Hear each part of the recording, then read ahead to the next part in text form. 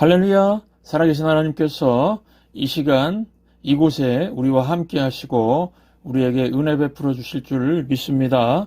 오늘은 복음 굶주림을 해결하다 세 번째 시간으로 천하보다 귀한 영혼이란 제목으로 하나님 말씀 증거하도록 하겠습니다. 프랑스의 한 의사가 사람의 영혼이 존재한다는 것을 믿고 그 영혼의 무게를 재어보았다고 합니다. 그리고 영혼의 무게를 재는 방법과 영혼의 무게의 그 값을 발표를 했습니다. 영혼의 무게를 재는 방법은 죽어가는 사람을 예민한 민감하고 아주 그 자세하게 잴 수 있는 그 저울에다가 올려놨다고 합니다.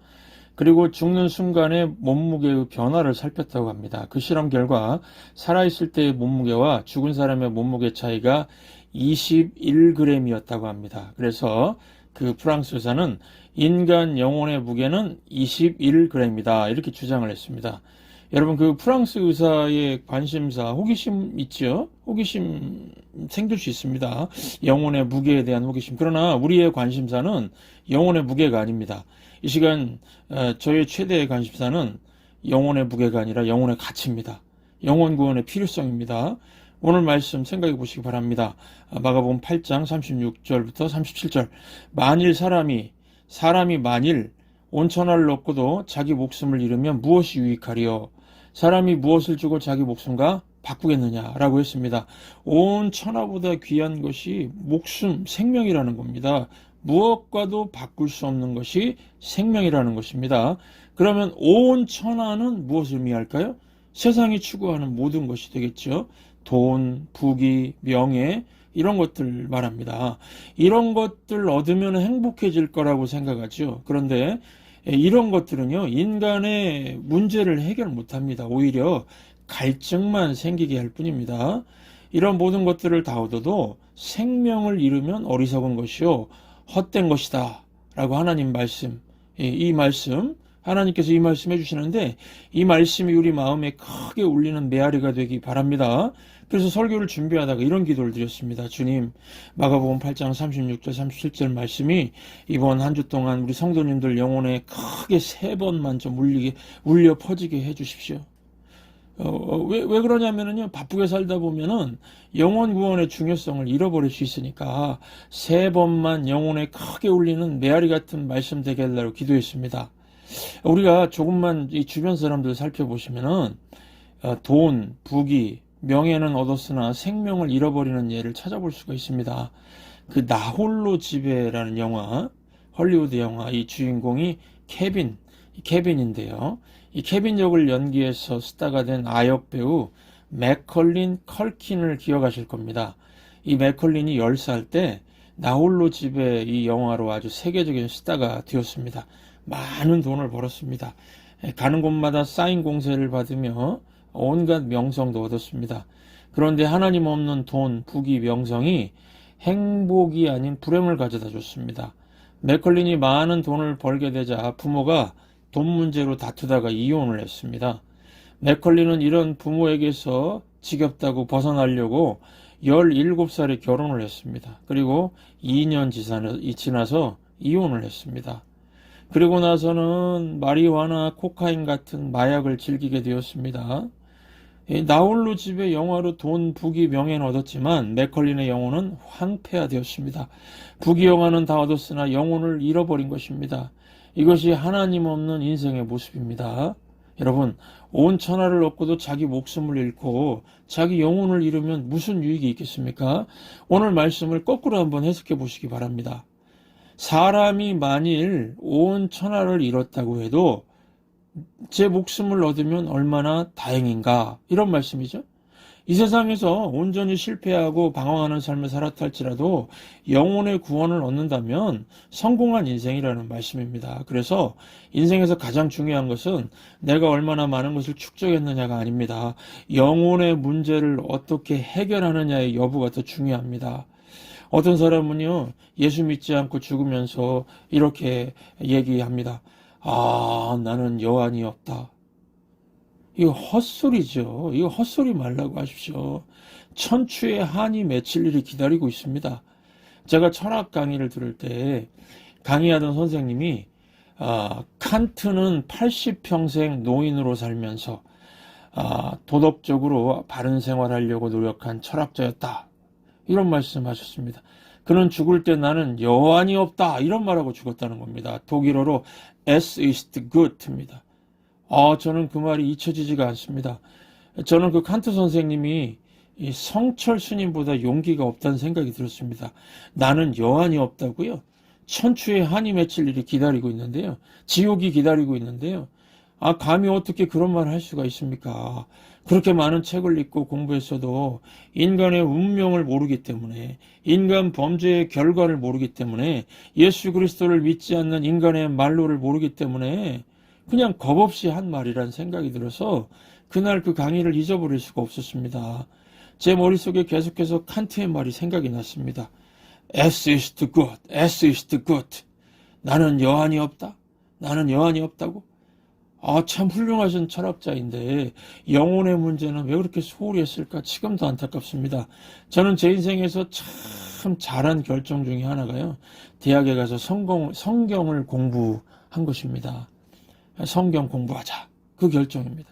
어릴 때는 무조건 그냥 믿는 신앙이었다면은 대학에 들어가서는 이성적으로 성경을 배웠습니다.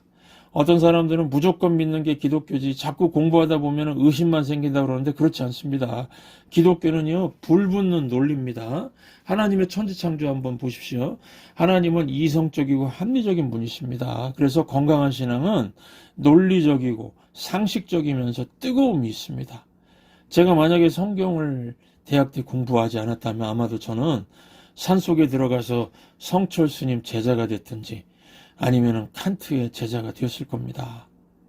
대학생 때 제가 이 마가복음을 공부하면서 오늘 말씀 접했을 때에 저는 인생의 가치관이 명확해졌습니다. 사람이 만일 온천하를 얻고도 자기 목숨을 잃으면 무엇이 유익하리요? 사람이 무엇을 주고 자기 목숨과 바꾸겠느냐?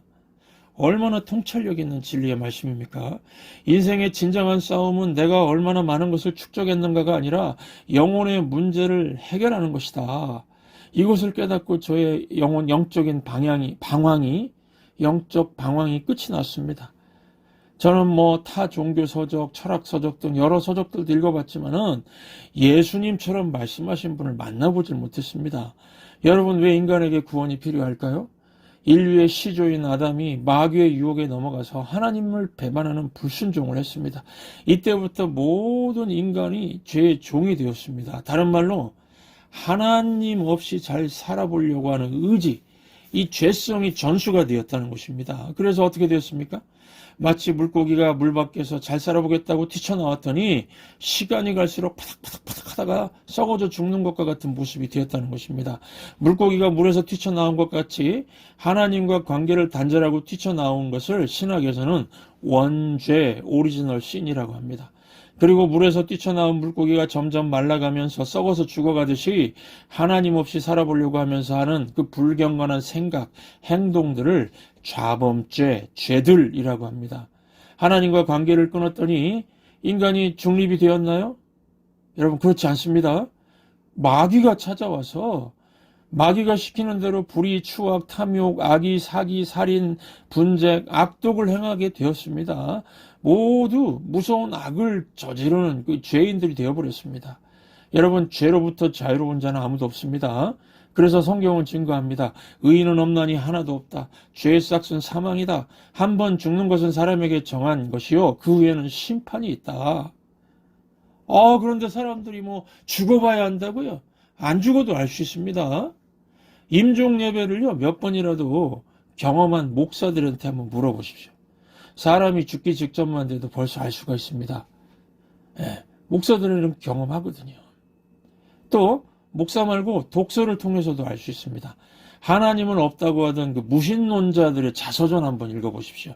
100년 안에 프랑스에서 모든 성경이 사라질 것이라고 했던 볼테르, 사상가 볼테르가 죽으면서 한 말입니다.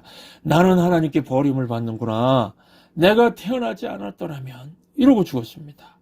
무신론자 토마스 스터트는 이런 말을 남겼습니다. 나는 하나님도 지옥도 없는 줄 알았노라. 그러나 지금은 그 둘이 있음을 느끼노라. 나는 지옥으로 간다. 내 영혼은 어찌하겠는가. 이렇게 외치면서 죽었습니다. 그 성철 스님과 비슷한 말 했지요. 나는 지옥으로 떨어진다. 인간은 영적인 존재이기 때문에 불신자건 신자건 임종시에 초자연적인 세계, 영적인 세계에 대해서 느끼게 되는 것입니다. 그러므로 영혼의 문제는 절대로 미룰 문제가 아닙니다.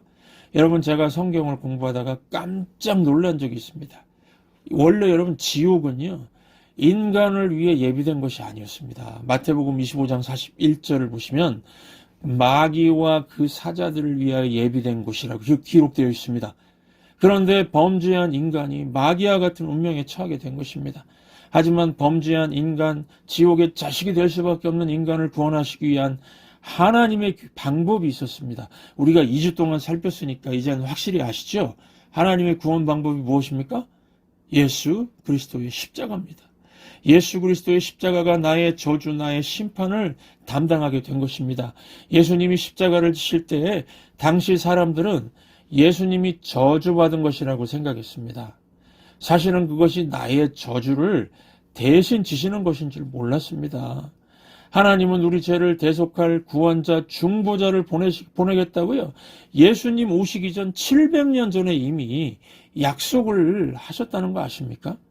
성경을 공부하다 보면요, 이런 걸 발견할 때 아주 온몸에서 막 전율이 느껴집니다.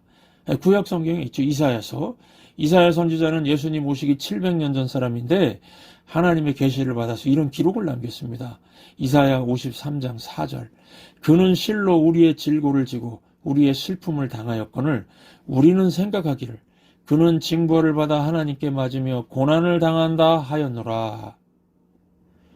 그러니까 여러분, 그리스도가 이 땅에 오시면은 나의 저주를 대신 담당하시고 나의 과거, 현재, 미래의 죄까지도 다 짊어지시고 십자가에서 대속의 죽음, 속죄의 죽음을 당하시고 죄값을 치르게 하겠다는 것이었습니다. 당시의 사람들은요, 예수님이 실패자라고 조롱했습니다. 그러나 그것이 나의 실패를 대신 지시는 것임을 몰랐습니다. 이사야 53장 5절. 그가 찔림은 우리의 허물 때문이요 그가 상함은 우리의 죄악 때문이라. 그가 징계를 받음으로 우리는 평화를 누리고 그가 채찍에 맞음으로 우리는 나음을 받았도다. 그러므로 여러분, 십자가에서 나의 모습을 발견해야 됩니다. 제가 인류의 죄를 지고 십자가를 지신 그 예수님, 죽으시고 3일 만에 부활하신 그 예수님을 영적 체험이죠. 직접 체험한 것은 성경을 공부할 때였습니다. 여러분, 신약성경 사복음서 마태, 마가, 누가, 요한복음 읽어보신 분은 아실 겁니다. 예수님이 십자가에 달리시던 곳이 어디죠? 골고다 언덕. 골고다는 해골이란 뜻입니다. 아마도 로마군이 십자가 처형을 하기 위해서 나무를 모두 잘라냈기 때문에 어두울 때 보면은 해골처럼 보였던 것 같습니다.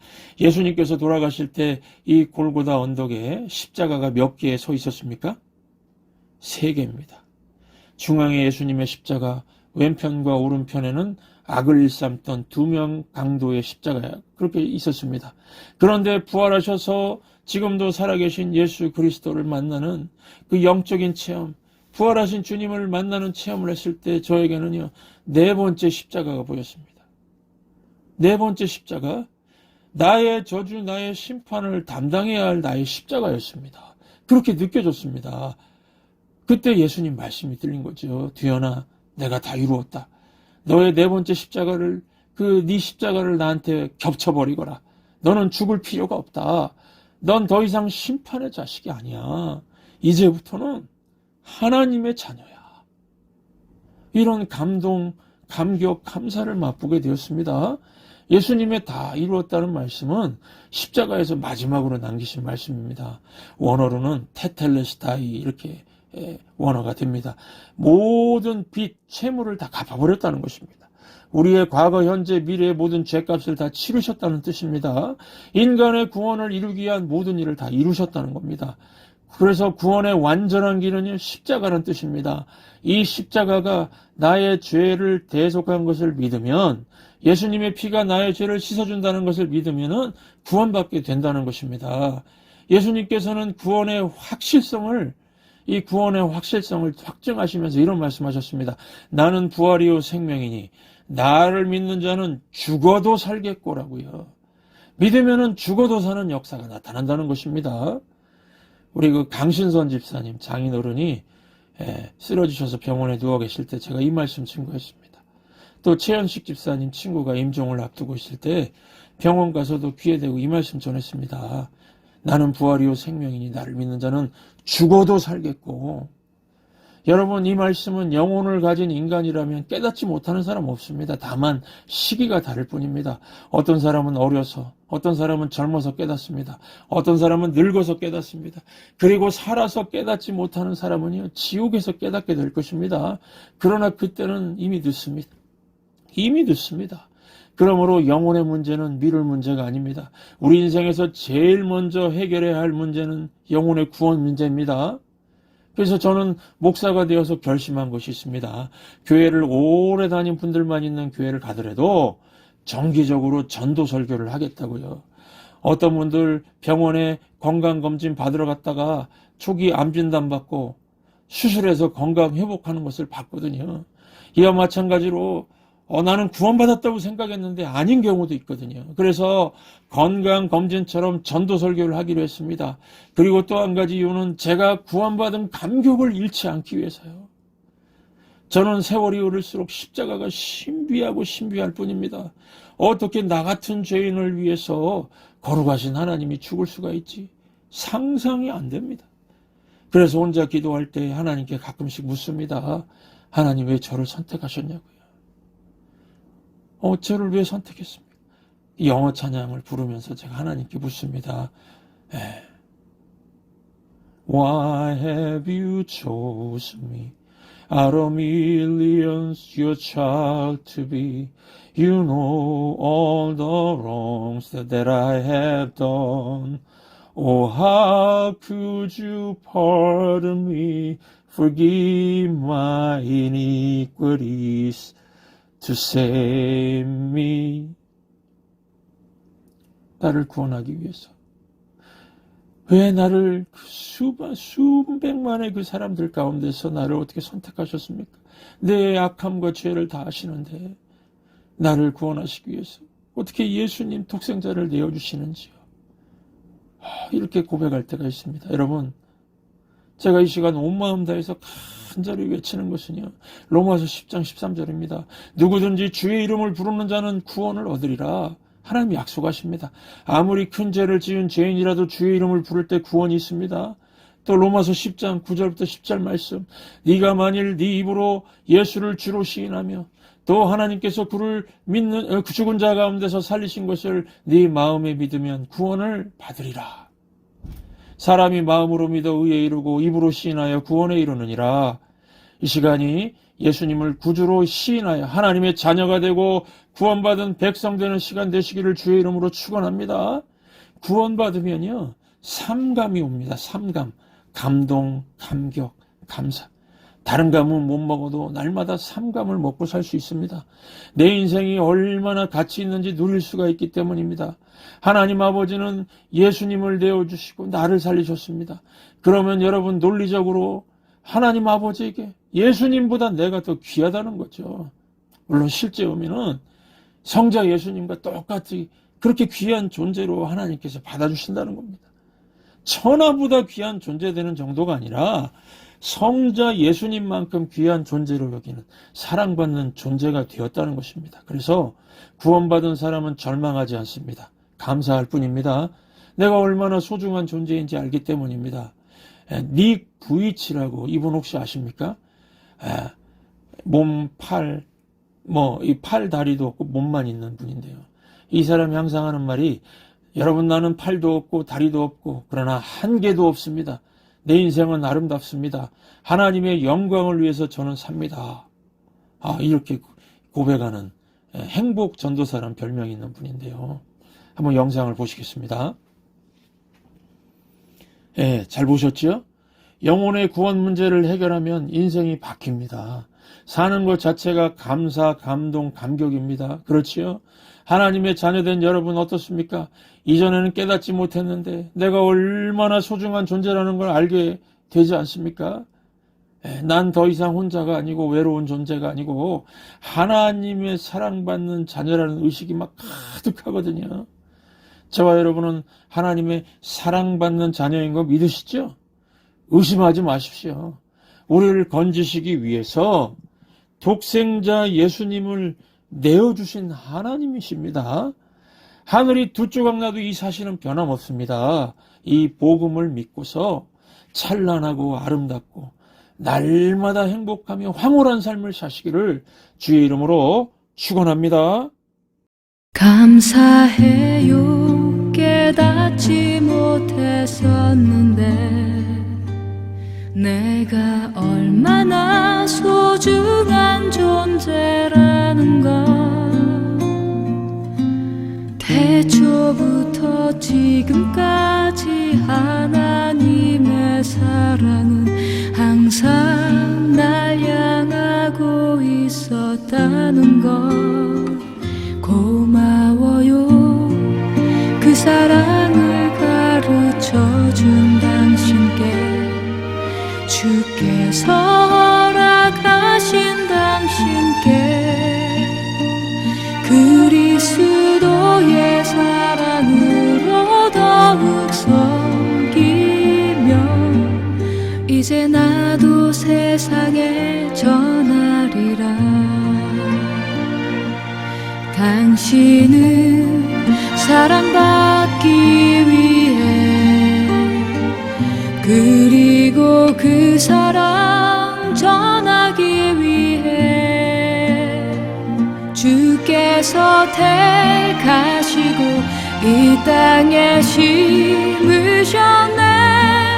또 하나의 열매를 바라시며 당신은 사랑받기 위해 그리고 그 사랑 전하기 위해 주께서 택하시고 이 땅에 심으셨네. 또 하나의 열매를 바라시며 당신은 사랑받기 위해 그리고 그 사랑 전하기 위해 주께서 택하시고 이 땅에 심으셨네. 또 하나의 열매를 바라시며 또 하나의 열매를 바라시며